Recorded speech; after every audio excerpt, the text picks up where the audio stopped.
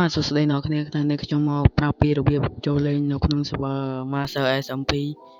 ដែលជា server របស់បងស៊ីនអ្នកគ្នាហើយមុនដំបូងយើងចូលទៅកាន់ setting សិនអ្នកគ្នាដើម្បី series setting ហើយយើងក៏ត្រូវការដែលមាន account Xbox មួយផងដែរអ្នកគ្នាដើម្បីបានចូលលេងហើយអ្នកគ្នាអ្នកកែ setting តាមខ្ញុំមកអ្នកគ្នាបាទនេះជា account របស់ខ្ញុំអ្នកគ្នាអាចមើលបាននៅនឹងចាំឈ្មោះរបស់ខ្ញុំសារខ្ញុំលេង server master ដែរអ្នកគ្នាហើយយើងចុចពាក្យ play ហើយយើងចុចពាក្យ server ហើយ server ទៅនេះសិតខ្ញុំធ្លាប់លេងហើយតើយើងចុចចូលទៅកន្លែង server master ហើយនេះវាយserver address តាមខ្ញុំហើយនឹង port តាមខ្ញុំមកអ្នកគ្នាតែវាតបយើងពីវាយហើយយើងចុច save មកហើយយើងចុចចូលលើវាអ្នកគ្នាវាមានតែប៉ុណ្្នឹងឯងហើយដល់ពេលយើងចូលទៅដល់ game ចាំយើងមើលបន្តទៀតហើយនេះអ្នកគ្នាចាំវាមក play center វាកំពុង loading ដោយសារ internet ខ្ញុំ slow ផងអ្នកគ្នា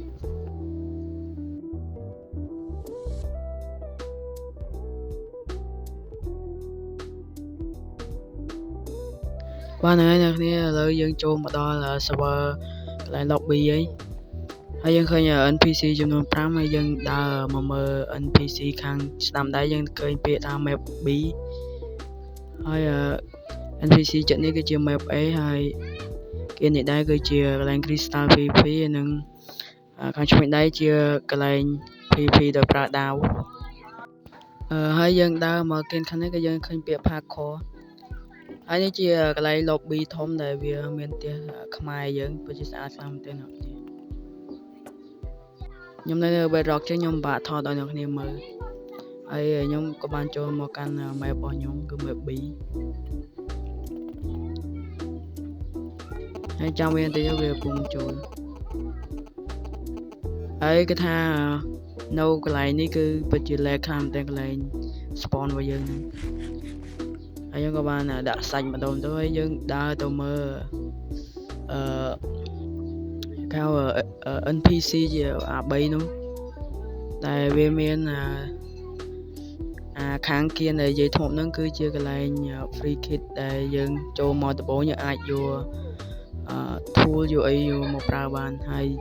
កណ្ដាលគឺកន្លែង teleport random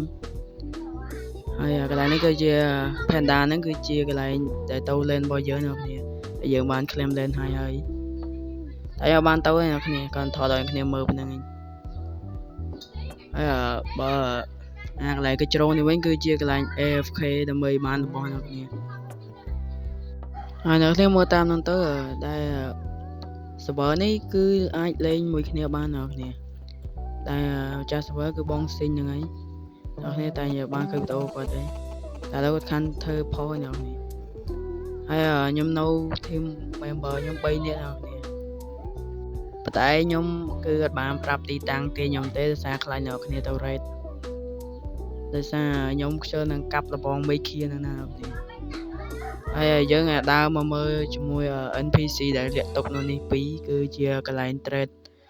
របស់របរដែលយើងអាចយកមក trade ដូរជាមួយវាបានអ្នកគ្នាហើយខ្ញុំក៏បានប្រាប់អ្នកគ្នាបានក្បោះក្បាយដែរទុកឲ្យអ្នកគ្នាចូលមកលេងនិងរករបស់តែខ្លួនឯងទៅសារខ្ញុំមិនមែនជាម្ចាស់ server ទេខ្ញុំគ្រាន់តែធ្វើវីដេអូពីរបៀបចូលបង្រៀនចូលលេងទេអ្នកគ្នា